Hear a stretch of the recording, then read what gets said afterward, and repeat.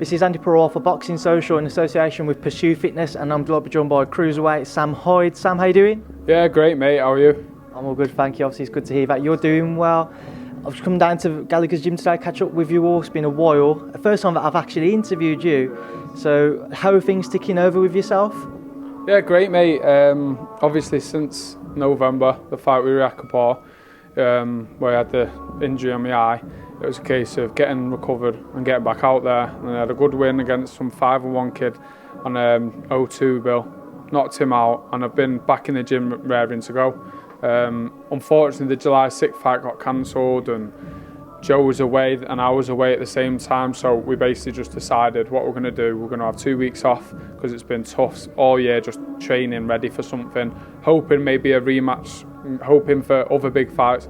They've not happened, so we had 2 weeks off, week and a half off, and then we've been back at it. So we're back. I'm back fit now, ready, hoping for big fights. The fight I want is the Riakporhe rematch. At the start, I understood why maybe his team wouldn't want to take it, but Joe's been speaking with Dylan, and I know Richard wants it, or would have it, and it makes sense. He's had 2 good wins, Tommy McCarthy and Chris Smith, and everyone wants to see it.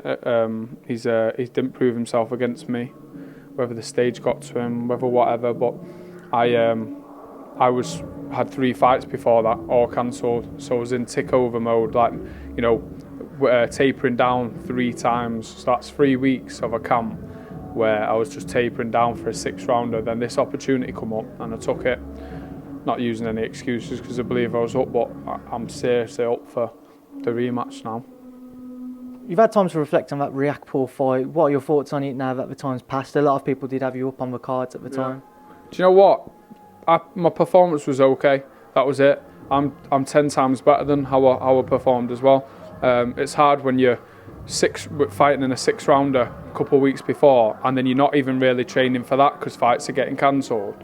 And then this fight gets announced. I thought, I've got 10 rounds. I know my mental strength from my heart is getting me through it. But my fitness, I knew I'm quite fit anyway, but I should have stepped on the gas, should have threw a lot more power shots, but I didn't. Shoulda, woulda, coulda, but that was because in my head I'm thinking I've got this, I'm pacing it. But now I'm not leaving it to to be a close decision. I'm putting it on him. You know, that's my style, and that's how I should fight. When can we expect to see you out next? What dates have you been looking at? Yeah, so hopefully, mid-September. Can't announce anything just yet, but that's what I'm waiting for, training towards. And there's a few dates, you know, here, there, everywhere. But I've just got back in camp, and I'm 8 rounds fit, 10 rounds fit now. Pushing on, ready for them 12. So whether I have a tick over next, and then ready for a big one, whichever it may be.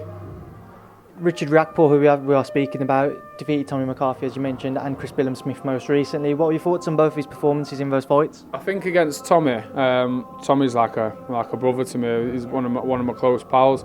I think he just switched off. I think he watched me fight me. He thought, yeah, you know what? He was slowed down, and he just switched off. He's been a sparring partner for 2 years, and Richard can bang, and he's caught him and knocked him out, and Chris Smith, I actually believe Richard won that fight.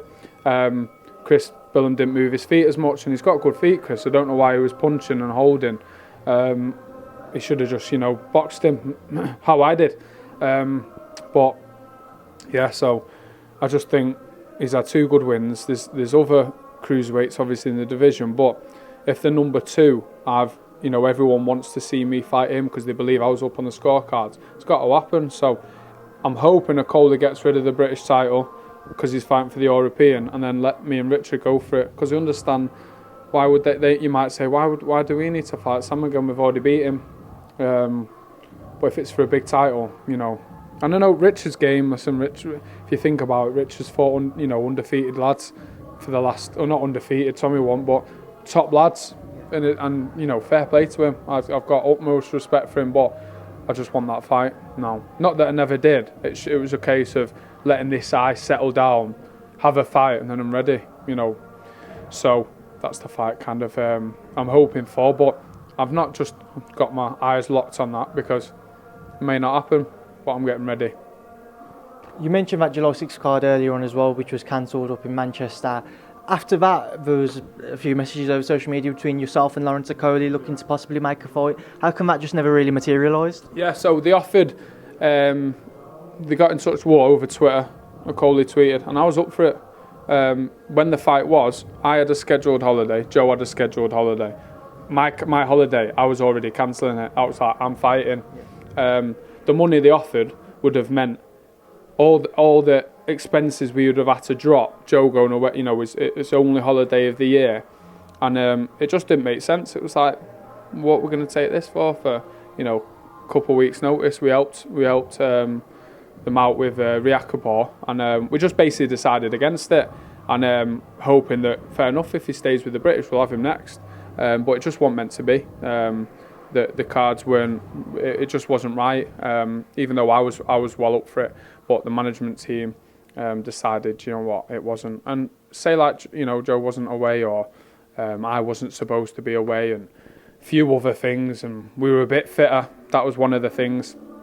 Not that I wasn't fit, but a 12-rounder is different than preparing for a 6-rounder. So in order to take that, you'd have to have had financial security for one, and for two, everything would have had to go smoothly. But to take a fight half fit, cancelling my trainer's family holiday, which would have cost fortunes, to get paid not much, it just didn't happen. So, and I'm 25. I'm one of the youngest cruiserweights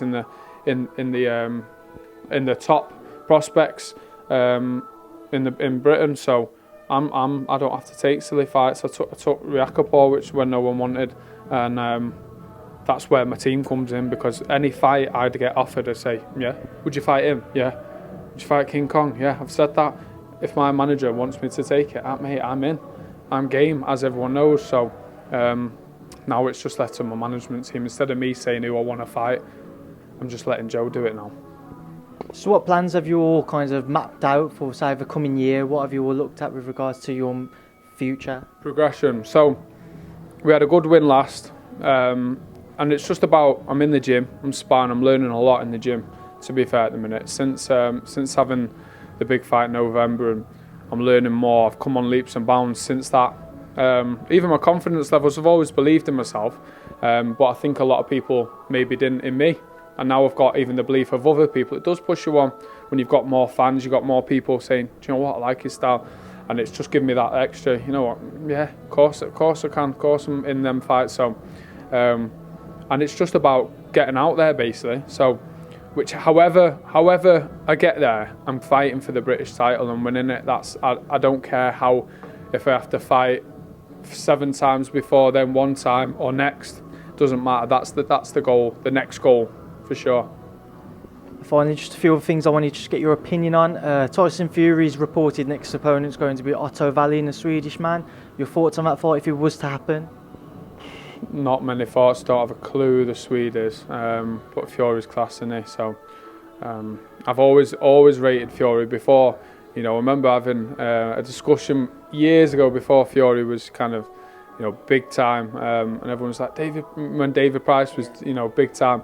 David Price will knock him out. I was like, no, he won't. Fury's, it'd be so hard to fight, because I always imagine fighting them, any weight. I think, imagine fighting him. What would you do to beat him? I always do that. With Fury, it's like, it'd be hard. Do you know what I mean? So, obviously, do it with every fighter, top fighters, and you just think, how would you fight them? Not that you're going to beat them, but I always think, how would I? And with Fury, you just think, he's a tough man to beat, for sure. So, I've not seen the man, but Fury's going to win.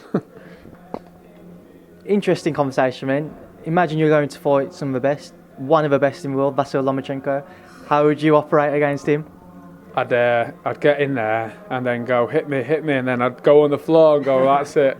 No, I'd hate to be he's just class, isn't he? His rhythm and making you tired. I was fortunately, but unfortunately there when Collar got beat against him, but he's just class. He's just absolutely unbelievable, and he deserves all the accolades and financial gains he's going to get, because he's superior, isn't he? And he's just next level. And I think if everyone kind of just looks at him and watches little bits he does, it's going to improve you, isn't it? So it's good having fighters like that because he's just next level class.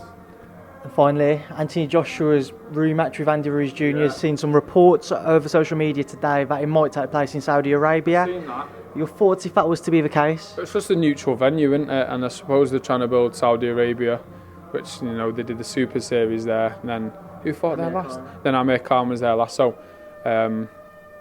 makes sense. You know, I do get why Ruiz don't want to come to the UK, but still, Joshua is the money man. You know, that's who's bringing the money in. So if I was Ruiz, you know, he's a fighter. Why not just do it anywhere? But I suppose I've never been unified world champion where you think, you know what, I bit the shot. So, you know, it's got to happen. They're going to happen. But I don't know. I still think, you know, Ruiz is dangerous still. I think everyone's writing him off and they just think, oh, it was just a loss for Joshua. He's going to get it back. Ruiz is dangerous, you know. Yeah, so tough fight. Well, Sam Hyde, I appreciate your time. So thank you for speaking to myself and Boxing Social. Yeah, no, I appreciate it. Cheers for your time.